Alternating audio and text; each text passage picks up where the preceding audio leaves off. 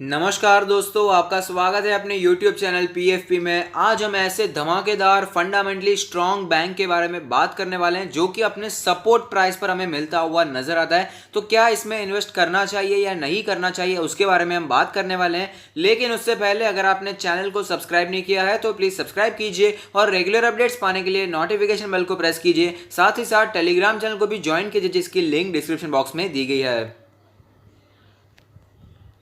आज already 4 videos upload हो चुके हैं, यहाँ पर उसे भी आप रेफर कर सकते हैं। एक मल्टी बैगर स्टॉक है जो कि अपने हिस्टोरिकल सपोर्ट पर ट्रेड करता हुआ नजर आता है। इस डायमंड शेयर को हमें मिस नहीं करना चाहिए, तो इस वीडियो को भी आप रेफर कर सकते हैं। साथ ही साथ एक धमाकेदार स्मॉल कैप कंपनी है जहां पर आप इन्वेस्टमेंट करने के बारे में सोच सकते हैं। 3 ईयर्स में इसने पैसे हमारे 3 गुने किए, तो यहाँ पर भी आप नजर बनाकर रख सकते हैं। GMM फोल्डर में आज हमें काफी ज्यादा गिरावट देखने को मिली थी। गिरावट क्यों देखने को मिल रही है वो भी मैंने यहाँ पर बताया, और क्या ये मौका है या धोखा है इसके बारे में भी मैंने इसी में चर्चा की है। साथ ही साथ आपको यहाँ पर पता ही है कि आईपीओ का तो सीजन लगता हुआ नजर आ रहा है। यहाँ पर एक नया आईपीओ आया है, केमकॉन स्पेशलिटी केमिकल्स का आईपीओ, धमाकेदार आईपीओ है। यहाँ पर डिटेल एनालिसिस किए कि यहाँ पर आपको अप्लाई करना चाहिए या फिर अवॉइड करना चाहिए। साथ ही साथ कल एक मैंने स्टॉक बताया था 80 रुपीज़ का धमाकेदार स्टॉक, फ्यूचर काफ़ी ब्राइट है, मल्टी बैगर रिटर्न्स बनाकर दे सकता है, और आज ये स्टॉक हमें 4.5% ऊपर जाता हुआ नजर आया है। तो यहाँ पर इस वीडियो को भी आप रेफर कर सकते हैं। और इन्फोसिस के शेयर होल्डर्स के लिए काफ़ी ज़्यादा बड़ी खुशखबरी आती हुई नजर आती है। खुशखबरी क्या है ये जानना है तो आप वीडियो को रेफर कर सकते हैं। तो इस वीडियो को कंटिन्यू करते हैं। कौन सा है वो फंडामेंटली स्ट्रॉन्ग बैंक जो कि अपने सपोर्ट प्राइसेस में मिल रहा है, क्या हमें इन्वेस्ट करना चाहिए या नहीं करना चाहिए, उसके बारे में भी बात कर लेते हैं। तो बैंक का नाम आपके सामने है, कोटक महिंद्रा बैंक। लेकिन नाम सुनकर सिर्फ चले नहीं जाना है, पूरा वीडियो देखना है, समझना है कि यहाँ पर इन्वेस्ट करना चाहिए या नहीं करना चाहिए। अच्छी बैंक है, लार्ज कैप बैंक है। आप देख पाएंगे मार्केट कैप है 2,62,000 करोड़ के आसपास का। लास्ट ट्रेडेड प्राइस है 1,305 रुपीज़, जो कि हमें 1.53% नीचे दिखाई दिया है। अगर बात करें इसके 1 वीक के रिटर्न्स के बारे में तो आप देख पाएंगे फ्लैट रिटर्न्स देखने को मिल रहे हैं। 1 मंथ के बारे में बात करें तो 0.65% यानी कि फ्लैट ही देखने को मिल रहा है। अगर बात करें 1 ईयर के बारे में तो 10% के नेगेटिव रिटर्न स्टॉक हमें दे रहा है। अगर बात करें 5 ईयर्स के बारे में तो आपको देख सकते हैं 5 ईयर्स में इतनी बड़ी गिरावट के बावजूद स्टॉक ने हमें अपने पैसे डबल करके दिए हैं। 98% के पॉजिटिव रिटर्न्स हमें यहां पर देखने को मिल रहा है। अगर बात करें की मैट्रिक्स के बारे में तो पीई रेशियो कैलकुलेट होकर आता है 29.02, जबकि सेक्टर का पीई 20.73 है। तो यहां पर सेक्टर के पीई से काफी ज्यादा महंगा दिखाई देता है। प्राइस टू बुक रेशियो है 3.71, जबकि सेक्टर का प्राइस टू बुक है 1.82। तो यहां पर भी महंगा वैल्यूएशन हमें साफ साफ नजर आता है। यहां पर डिविडेंड यील्ड नहीं देने वाला, आरबीआई ने कह दिया कि बैंक्स को यहां पर डिविडेंड नहीं देना है, तो सेक्टर का डिविडेंड यहां पर फिलहाल बातचीत करने की जरूरत ही नहीं है, क्योंकि जो बैंकिंग स्टॉक्स है वो फिलहाल यहाँ पर डिविडेंड नहीं देने वाले हैं। अगर बात करें यहाँ पर इसके कंपनी के प्रोफाइल के बारे में तो Kotak Mahindra bank limited offers a range of banking services covering commercial and investment banking on the wholesale side and साथ ही साथ transactional branch banking on the retail side. तो यहाँ पर कोटक महिंद्रा बैंक कैसे काम करते हैं तो आप सबको पता ही है। यहाँ पर फाइनेंशियल ट्रेंड के बारे में बात करें तो धमाकेदार फाइनेंशियल ट्रेंड यहाँ पर हमें नजर आता है। अब देख पाएंगे रेवेन्यू यहाँ पर 33.98,000 करोड़ थी, जो कि बढ़कर 2020 में यहाँ पर 50.36,000 करोड़ हो चुकी है। और अगर बात करें प्रॉफिट्स के बारे में तो यहाँ पर आप देख पाएंगे 2017 में 4.94,000 करोड़ का प्रॉफिट था, जो कि बढ़कर हमें यहाँ पर 8.59,000 करोड़ हो चुका है। तो काफी ज्यादा ग्रोथ वाला स्टॉक दिखाई देता है। यहां पर रेवेन्यू हो या प्रॉफिट्स, हर जगह हमें ग्रोथ देखने को मिल रही है। फाइनेंशियल स्टेटमेंट्स के बारे में बात करें तो आप देख पाएंगे इंडस्ट्री की जो रेवेन्यू ग्रोथ है वो है 16% के आसपास, जबकि कोटक महिंद्रा बैंक की 18.59% के आसपास है। मार्केट शेयर पिछले 5 सालों में बढ़ा है, 7.46% से हो चुका है यहाँ पर 8.33%। नेट इनकम के बारे में बात करें तो इंडस्ट्री का एवरेज तो यहाँ पर माइनस में आ रहा है, -1.75% दिखाई दे रहा है, जबकि कोटक महिंद्रा बैंक दिग्गज बैंक है 23.06% का यहाँ पर इंडस्ट्री का नेट इनकम दिखाई देता है। यहाँ पर अगर बात करें ग्रोथ व्यू के बारे में तो टोटल रेवेन्यू हो, एबिटा हो, पीबीआईटी हो, पीबीटी हो या नेट इनकम हो, आप देख पाएंगे धमाकेदार ग्रोथ यहाँ पर देखने को मिल रही है। कहीं पर भी गिरावट देखने को नहीं मिलती है। कितनी ज्यादा क्लीन यहाँ पर हमें इसके फाइनेंशियल स्टेटमेंट दिखाई देता है, कितना ज्यादा हमें इसमें ग्रोथ अच्छी तरीके से दिखाई देता है। कोटक महिंद्रा बैंक को यहाँ पर कंपेयर कर लेते हैं उसकी पीयर कंपनीज के साथ, जो कि है HDFC bank, ICICI bank, axis bank. तो यहाँ पर एचडीएफसी बैंक का पीई रेशियो है 21.72, आईसीआईसीआई बैंक का है 24.91, एक्सिस बैंक का है 64.44, 64.45। तो आप देख पाएंगे यहाँ पर हमें ज़्यादा महंगा दिखाई नहीं दे रहा है, यहाँ पर एक्सिस बैंक का कुछ ज़्यादा ही महंगा दिखाई देता है, यहाँ पर एचडीएफसी बैंक का सबसे ज़्यादा चीप वैल्यूएशन हमें दिखाई देता है। अगर बात करें प्राइस टू बुक रेशियो के बारे में, तो कोटक महिंद्रा बैंक का प्राइस टू बुक रेशियो सबसे ज्यादा महंगा है। यहां पर एचडीएफसी बैंक का 3.35 है, आईसीआईसीआई बैंक का है 1.84, एक्सिस बैंक का है 1.44। तो Kotak Mahindra bank price to book ratio में हमें यहां पर महंगा दिखाई देता है, वैल्यूएशन के बेसिस पे हमें काफी ज्यादा महंगा दिखाई दे रहा है। और एक न्यूज आई थी जब मार्केट में हमें क्रैश देखने को मिल रहा था, जब यहां पर स्टॉक मार्केट काफी नीचे आ चुका था, कोटक महिंद्रा बैंक ने करीबन 1000 रुपीज के आसपास सपोर्ट लिया था और उसके बाद इसमें वापस हमें रिकवरी देखने को मिल रही है। तो अब तब एक न्यूज भी आई थी कि कोटक महिंद्रा बैंक वर्ल्ड का सबसे ज्यादा महंगा बैंक हो चुका है वैल्यूएशन के बेसिस पर, लेकिन ये वैल्यूएशन डिजर्व करता है क्योंकि इसका जो फंडामेंटल्स है काफी ज्यादा स्ट्रांग है। इनके जो प्रमोटर्स है उदय कोटक जी, वो काफी ज्यादा फंडामेंटली स्ट्रांग पर्सन है, अपने आप में एक फंडामेंटली स्ट्रांग पर्सन है। तो यहाँ पर वैल्यूएशन काफी ज्यादा महंगा इसीलिए हमें दिखाई देता है। यहाँ पर मैं आपको एनकरेज करूंगा कि एक बार चेक कीजिए, एचडीएफसी बैंक तो ऑफकोर्स एक बड़ी बैंक है ही, यहाँ पर अगर आप चेक करेंगे तो आपको पता चलेगा एक्सिस बैंक का जो मार्केट कैप है, आईसीआईसीआई बैंक का जो मार्केट कैप है, कोटक महिंद्रा बैंक के आसपास ही नजर आता है। आईसीआईसीआई बैंक और कोटक महिंद्रा बैंक का जो मार्केट कैप है तकरीबन एक सेम ही नजर आता है, लेकिन एक्सिस बैंक का market cap Kotak Mahindra bank से काफी ज्यादा हमें नीचे दिखाई देता है। मैं आपको यहाँ पर रेकमेंड करूंगा, यहाँ पर मैं आपको एनकरेज करूंगा कि यहाँ पर फाइनेंशियल स्टेटमेंट्स यहाँ पर आप पढ़िए कि यहाँ पर कितना प्रॉफिट कौन सी कंपनी कमाती है, यहाँ पर कोटक महिंद्रा बैंक कितना यहाँ पर प्रॉफिट कमा पाती है, कितना यहाँ पर उसका यहाँ पर बिजनेस चलता है, कितना रेवेन्यू जनरेट करता है, कितना नेट इंटरेस्ट इनकम आता है। साथ ही साथ उसे कंपेयर कीजिए आईसीआईसीआई बैंक और एक्सिस बैंक के साथ, तो आपको पता चलेगा कि यहाँ पर आईसीआईसीआई बैंक और एक्सिस बैंक बिजनेस के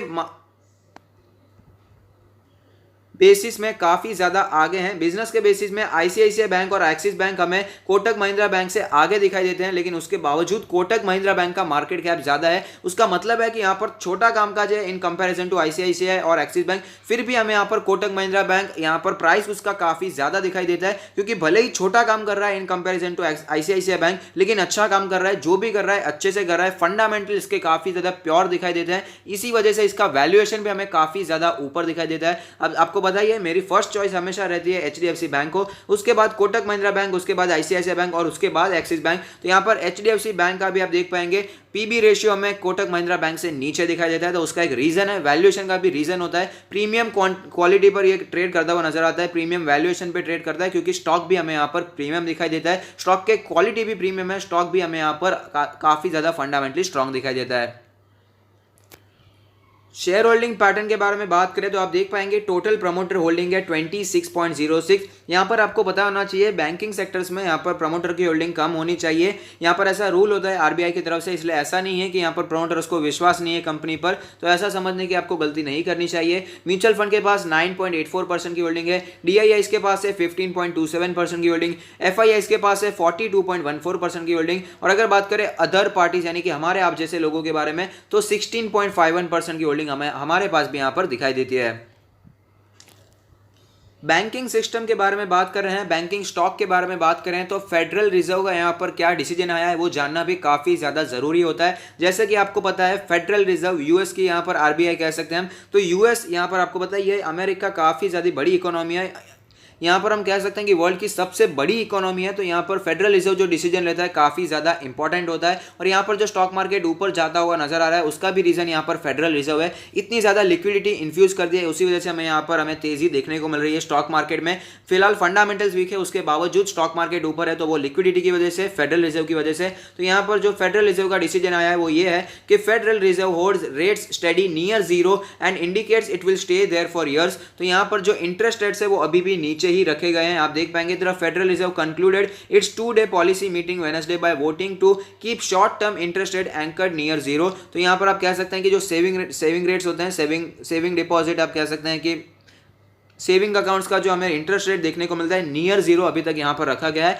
और वो सालों तक हमें यहाँ पर रखता हुआ नजर भी आ सकता है। In addition to the expected move to hold the line, the fed also provide specific language about his intent to hold rates low until inflation increases. तो जब तक यहाँ पर इन्फ्लेशन इंक्रीज नहीं होता तब तक यहाँ पर रेट्स को नीचे ही रखा जाएगा, जो कि हमें यहाँ पर बूस्ट मिलने वाला है। एक यहाँ पर बूस्ट मिल जाएगा। यहाँ पर अगर फेडरल रिजर्व इंटरेस्ट रेट्स को लोअर रखती है तो यहाँ पर लोग कोशिश करेंगे कि यहाँ पर अभी इंटरेस्ट रेट तो ज्यादा मिल नहीं रहा है, सेविंग अकाउंट में बैंक्स में पैसे रखने से ज्यादा पैसा तो मिल नहीं रहा है, तो ये स्टॉक मार्केट में पैसा जाता है, इसी वजह से लिक्विडिटी बढ़ जाती है और इसी वजह से तेजी भी हमें यहाँ पर देखने को मिलती है। तो ये डिसीजन फेडरल रिजर्व की तरफ से लिया गया है, लेकिन कोई भी स्टिमुलस पैकेज की फिलहाल न्यूज नहीं आई है, जो कि काफी ज्यादा मोस्ट अवेटेड न्यूज थी कि दूसरा भी एक स्टिमुलस पैकेज देखने को मिलेगा, लेकिन वो फिलहाल देखने को नहीं मिला है। लेकिन फेडरल रिजर्व ने कहा है कि अभी तक तो फिलहाल के लिए यहाँ पर ये हम नियर जीरो ही रखने वाले हैं, जो कि एक पॉजिटिव बात है शेयर मार्केट लिए। तो यहाँ पर अगर ये फेडरल रिजर्व कोई बात बोलती है तो यहाँ पर ओवरऑल ग्लोबल मार्केट्स में भी सेम बात यहाँ पर हमें उसका रिफ्लेक्ट करता हुआ नजर आता है। तो यहाँ पर बैंकिंग स्टॉक्स में वैसी ही मूवमेंट हमें देखने को मिल सकती है।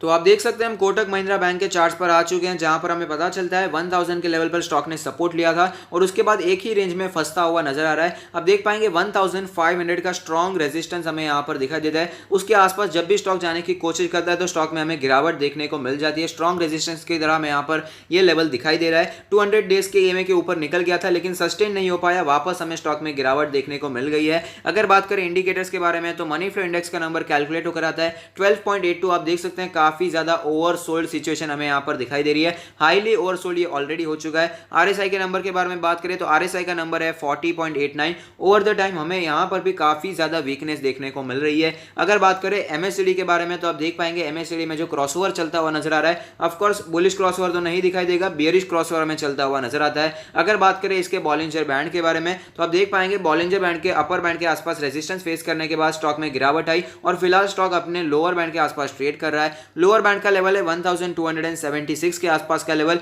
मीडियन का लेवल है 1371 का लेवल, अपर बैंड का लेवल है 1467 के आसपास का लेवल।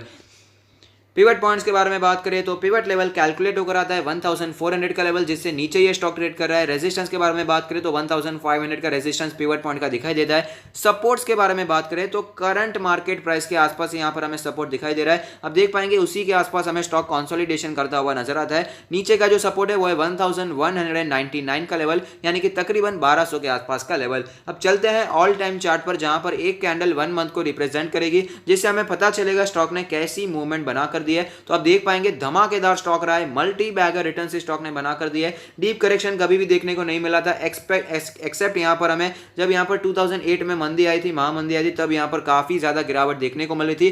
400 रुपए का स्टॉक हमें यहां पर 50 रुपए के आसपास आता हुआ नजर आया था। तो ऑफकोर्स फाइनेंशियल क्राइसिस थी, तो यहां पर जो स्टॉक्स थे वो काफी ज्यादा नीचे आते हुए नजर आए थे, लेकिन उसके बाद आप देख पाएंगे रिकवरी भी काफी ज्यादा शानदार दिखाई दी है और यहां पर 50 डेज और 50 मंथ्स और 100 मंथ्स के ईएमए के आसपास ही स्टॉक ने सपोर्ट लिया था और वापस हमें रिकवरी दिखाई दी थी। लेकिन इस मंथ की जो कैंडल यहां पर बनती हुई नजर आ रही है, एक बियरिश कैंडल है, ओपनिंग हुई, उसके बाद ऊपर हमें यहां पर थोड़ी सी तेजी दिखाई दी, लेकिन वापस गिरावट हुई और फिलहाल स्टॉक अपने लोअर के आसपास ही ट्रेड करता हुआ नजर आ रहा है। हालांकि सितंबर मंथ अभी तक यहां पर बंद नहीं हुआ है, ट्रेडिंग सेशन अभी भी आने ही वाला है, लेकिन अभी तक जो सिचुएशन बनती हुई नजर आ रही है यहां पर बियरिश सिचुएशन हम कह सकते हैं। तो ऐसे में क्या पोजीशन बनानी चाहिए या नहीं बनानी चाहिए उसके बारे में बात करें तो काफ़ी अच्छी बैंक है, लॉन्ग टर्म के लिए अगर आप रखते हैं तो इसमें कोई भी प्रॉब्लम नहीं है। तो जो एग्रेसिव इन्वेस्टर हैं, एक्टिव इन्वेस्टर हैं, उनके बारे में लेवल्स बताऊं उससे पहले वीडियो को लाइक जरूर कीजिएगा, जिससे हमें मोटिवेशन मिले कि हम आपके लिए ऐसे ही अच्छे वीडियोस बनाते रहिए। तो लाइक जरूर कीजिएगा वीडियो को। तो यहाँ पर अगर बात करें एग्रेसिव इन्वेस्टर्स के बारे में तो आप देख पाएंगे ये जो स्ट्रॉन्ग सपोर्ट हमें यहाँ पर दिखाई देता है, अब देख पाएंगे इसी के आसपास स्टॉक बार बार सपोर्ट लेता है और वापस हमें बाउंस बैक भी देखने को मिलता है। ये जो लेवल कैलकुलेट होकर आता है वो लेवल है यहाँ पर 1250 से करके 1300 के आसपास का लेवल। तो यहाँ पर आप बाइंग के बारे में सोच सकते हैं। मैंने आपको 1-2 दिन पहले टेलीग्राम चैनल पर भी अपडेट किया था कि सपोर्ट है इसका 1290 के आसपास का सपोर्ट है, अप्रोक्सीमेटली उसी के आसपास का सपोर्ट मैंने लिखा था टेलीग्राम चैनल पर और उसके बाद उसी दिन हमें बाउंस बैक भी देखने को मिला था। ये वाला दिन था, आप देख पाएंगे हमें यहाँ पर सपोर्ट लिया था और वापस हमें स्टॉक ऊपर जाता हुआ भी नजर आया था। था और फिलहाल स्टॉक उसी के आसपास सपोर्ट लेने की कोशिश कर रहा है। तो यहाँ पर एग्रेसिव इन्वेस्टर थोड़ी सी बाइंग करने के बारे में सोच सकते हैं, लेकिन जो वेट करना चाहते हैं, जो कंजर्वेटिव इन्वेस्टर होते हैं, उनके लिए भी मैं लेवल जरूर बताऊंगा,